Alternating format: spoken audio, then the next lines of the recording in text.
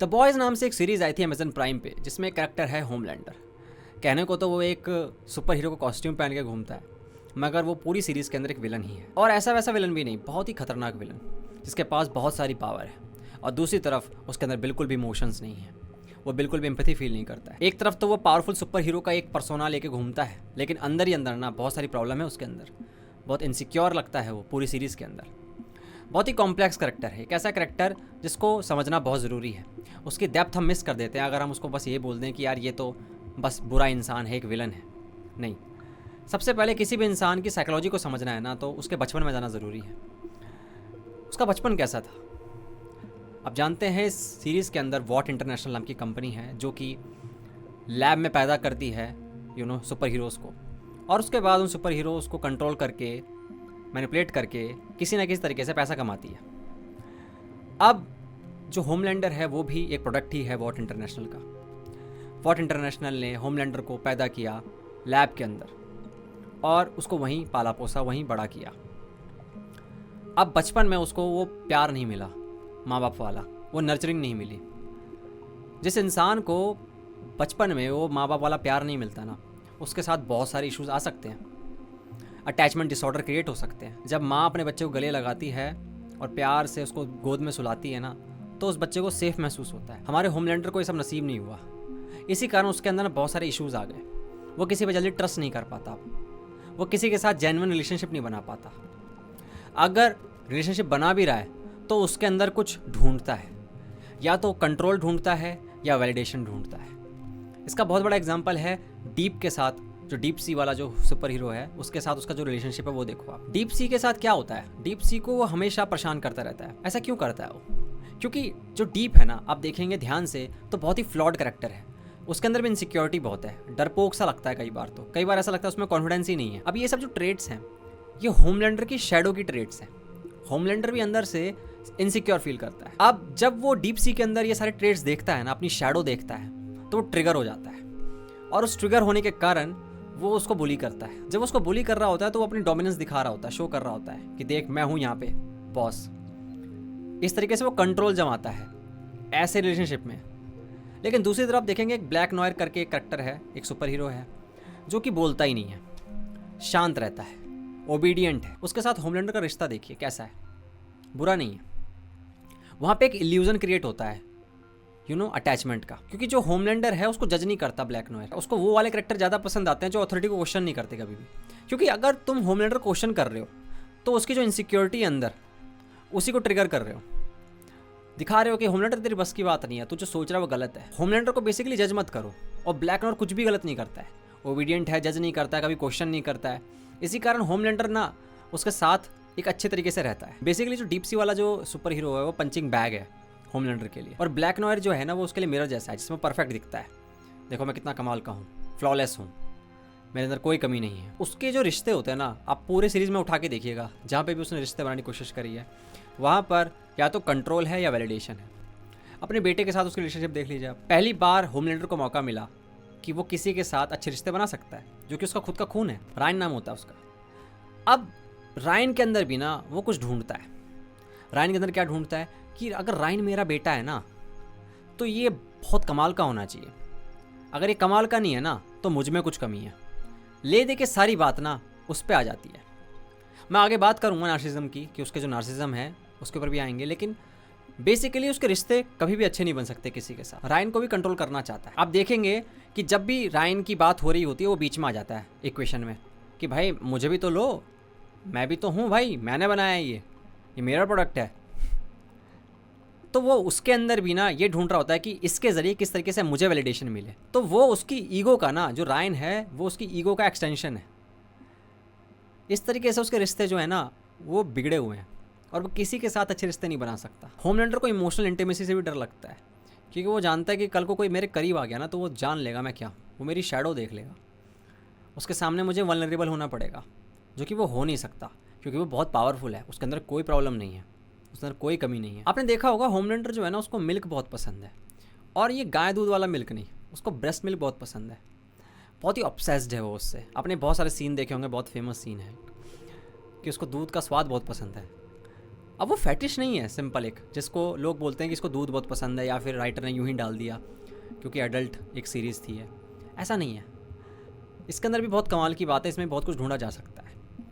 अभी मैंने बताया था कि बचपन में उसको माँ बाप का प्यार नहीं मिला, तो माँ का दूध हो सकता है एक सिंबॉलिक रिप्रेजेंटेशन हो उस अनमेट मैटरनल नीड्स का। बचपन में उसको माँ का प्यार नहीं मिला है, तो वो दूध के अंदर ना माँ का प्यार और नर्चरिंग ढूंढता है। सिगमंड फ्रॉइड की साइकोसेक्सुअल थ्योरी के बारे में आपने सुना हो तो बताते हैं कि जो एक इंसान होता है उसकी ग्रोथ के 5 स्टेजेस होते हैं, ठीक है, फुली हेल्दी एडल्ट बनने में उसके 5 स्टेजेस होते हैं। पहला स्टेज होता है ओरल स्टेज, फिर एनल स्टेज, ऐसे करके 5 स्टेज होती हैं। तो जो अपना ये है होमलैंडर, वो ओरल स्टेज में फंस गया है, इसको फिक्सेशन कहते हैं। अगर किसी भी एक स्टेज पे ना आपकी नीड्स फुलफिल ना हो, बहुत सारे कॉन्फ्लिक्ट्स आ जाए और वो रिजॉल्व ना हो, तो वो इंसान जो है उस स्टेज में फंस के रह सकता है, और जब वो एडल्ट बनेगा तो भी उसके अंदर वो हरकतें दिखेंगी। तो जो ओरल स्टेज में फंस जाता है ना, उसको लिक करना, चूसना बहुत पसंद होता है, अकॉर्डिंग टू सिगमंड फ्रॉइड। क्योंकि जैसे नेल बाइटिंग आपने देखा हो, कुछ लोग ऐसे होते हैं जो नेल बाइटिंग करते रहते हैं, जिनको लॉलीपॉप बहुत पसंद होता है। ऐसी चीज़ें जो ईटिंग डिसऑर्डर भी हो सकते हैं, खाने का बहुत शौकीन है, चाटना है बहुत ज़्यादा, कुछ चूसना है हर समय, खाना है। तो अकॉर्डिंग टू सिगमंड फ्रॉइड ना, वो लोग ना ओरल स्टेज में फंसे हुए हैं, उनकी नीड्स फुलफिल नहीं हुई, क्योंकि होमलैंडर की भी नीड्स फुलफिल नहीं, उसको माँ का दूध नहीं मिला, तो वो उस जगह फंस गया है। अब वो फंस गया है तो एडल्ट लाइफ में भले ही वो एडल्ट बॉडी लेके बैठा हुआ है, लेकिन अंदर उसके एक बच्चा ही है बेसिकली, जिसकी नीड पूरी नहीं हुई, जिसको माँ का प्यार चाहिए, नर्चरिंग चाहिए, वो सेफ महसूस करना चाहता है। इसी कारण मैडलिन जो कैरेक्टर है उससे इतना अटैच हो जाता है, उसके अंदर माँ ढूंढता है। लेकिन प्रॉब्लम ये हो जाती है कि बहुत ट्विस्टेड हो जाती है चीज़ें, क्योंकि वो एडल्ट है। एक तरफ तो वो माँ भी ढूंढ रहा है, दूसरी तरफ सेक्सुअलाइज भी कर रहा है उस चीज़ को, तो बहुत ही वियर्ड एक रिलेशनशिप बन के आता है सामने। फ्रेडरिक नीचे के ओवरमेंस के बारे में आपने सुना होगा। ओवरमेंस एक ऐसा बीइंग होता है जो सोसाइटी को साइड कर देता है और खुद की वैल्यूज़ बनाता है, खुद की मॉरलिटी डिफाइन करता है कि सही और गलत क्या है मैं डिसाइड करूँगा। लेकिन होमलैंडर जो है ना, वो इस ओवरमेंस के कंसेप्ट का एक ट्विस्टेड फॉर्म है। होमलैंडर के लिए मॉरलिटी एग्जिस्ट नहीं करती है, लेकिन ओवरमैन और होमलैंडर में एक फ़र्क यह है कि ओवरमैन जो है वो जानता है कि वो क्या है, वो सेल्फ एक्चुअलाइज्ड है, क्रिएटिव है। लेकिन होमलैंडर देखो आप, कितना इनसिक्योर है अंदर से, हर वक्त उसको वैलिडेशन चाहिए, बहुत ही परेशान करैक्टर है। दूसरी तरफ ओवरमैन जो है वो सुलझा हुआ करैक्टर है, उसको पता है उसको क्या चाहिए, उसे कैसे हासिल करना है उसे। तो जो होमलैंडर उसकी मॉरलिटी का बेस है कि लोग मुझे कैसे देखते हैं, लोग मुझे कैसे प्रिसीव करते हैं। अगर पब्लिक उससे प्यार करती है, ओहो मैं तो हीरो हूँ। पब्लिक अगर नफरत करती है, अब तो मैं इनको मार डालूंगा। आप जानते हैं सीरीज के अंदर एक सीन आता है जिसमें मेव और होमलैंडर जो है वो एक हाईजैक प्लेन को बचाने जाते हैं, लेकिन होमलैंडर जो होता है वो उस पूरे प्लेन को ना जानबूझकर गिरने देता है, क्रैश होने देता है, और बचाता नहीं है किसी को भी। मेव बहुत परेशान हो जाती है कि ये कैसा इंसान है यार, मेव बहुत टूट जाती है उस वक्त। लेकिन होमलैंडर को फर्क नहीं पड़ता, क्योंकि उसके अंदर एम्पैथी नहीं है, उसको फर्क नहीं पड़ता कौन जीता है कौन मरता है, उसके लिए सेम है, चाहे 0 लोग मरे चाहे 100 लोग मरे, उसके लिए सेम है, क्योंकि उसमें एम्पैथी नहीं है, वो फील ही नहीं कर सकता किसी का पेन, किसी का दुख। दूसरी तरफ बताया जाता है कि होमलैंडर को ना एनपीडी है, नार्सिसिस्टिक पर्सनैलिटी डिसऑर्डर। अब इसके कुछ ट्रेट्स होते हैं ना, वो होमलैंडर में साफ साफ दिखते हैं। पहला ट्रेट है ग्रैंडियोसिटी, मतलब मैं ही हूँ कमाल का, सबसे मुझसे कमाल का तो कोई है ही नहीं इस दुनिया के अंदर। आपने देखा उसका डायलॉग भी है बहुत कमाल का, I am perfect, I am the best, वो करना पड़ता है उसको, अंदर से इतना इनसिक्योर है, बाहर से पर्सोना पहनना पड़ता है, अंदर से वो है खोखला, लेकिन बाहर से ग्रैंडियोसिटी दिखानी पड़ती है। जो जितना अंदर से खोखला होता है ना, वो उतना बाहर दिखाता ही है ग्रैंडियोसिटी। दूसरी तरफ है ना, उसके अंदर बहुत ही गंदी एक आदत है जो कि हर नार्सिसिस्ट में होती है, वो है नीड फॉर एडमायरेशन, कि मुझे तारीफ दो, मेरी तारीफ करो भाई। नार्सिसिस्ट जो होता है ना, वो चाहता ही हर पल, उसका फ्यूल है ये कि उसके ईगो को एडमायरेशन चाहिए हर बार। आप देखेंगे जब पब्लिक अप्रूवल ना मिले ना उसको, तो बौखला सा जाता है बेचारा, क्योंकि पब्लिक अप्रूवल मिलते ही उसको लगता है हाँ भाई मैं कुछ हूँ, जो मैं सोचता हूँ खुद के बारे में मैं सही हूँ। आपने देखा होगा एक बार वो धमकी भी देता है कि मैं पूरी दुनिया ख़त्म कर दूंगा, लेकिन वो पूरी दुनिया ख़त्म नहीं कर सकता, ये उसकी मजबूरी है।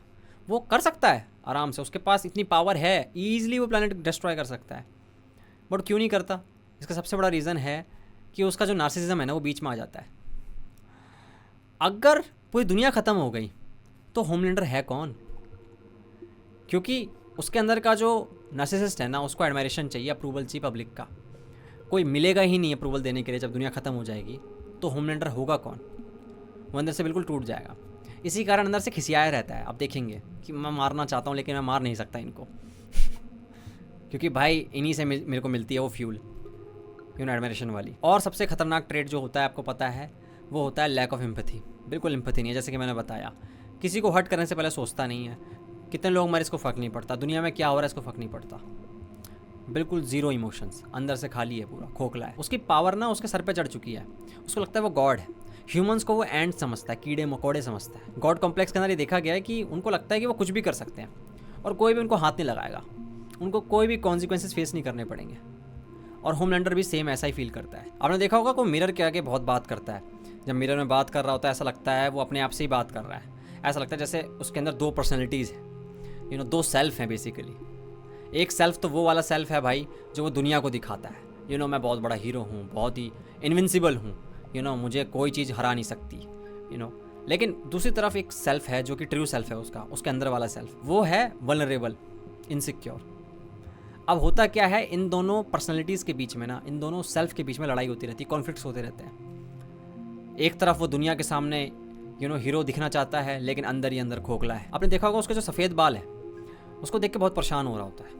क्यों परेशान हो रहा होता है? क्योंकि उसका गॉड कॉम्प्लेक्स सामने आ रहा है। भाई मैं गॉड हूँ, मैं इनविंसिबल हूँ, ठीक है, मैं ह्यूमन जैसा बिल्कुल नहीं हूँ, मैं गॉड हूँ। ये ह्यूमंस के लिए है ये डेथ और ये ओल्ड एज, ठीक है। मेरे अंदर कोई भी कमी नहीं है, फ्लॉलेस हूँ। मेरे सफ़ेद बाल कैसे हो सकते हैं? क्योंकि सफ़ेद बाल अल्टीमेटली ये शो करते हैं कि भाई तुझे डेथ निगल लेगी एक दिन, तू इनविंसिबल नहीं है। ओल्ड का मतलब वो नॉर्मल है, स्पेशल नहीं है। और अगर वो स्पेशल नहीं है तो वह है कौन?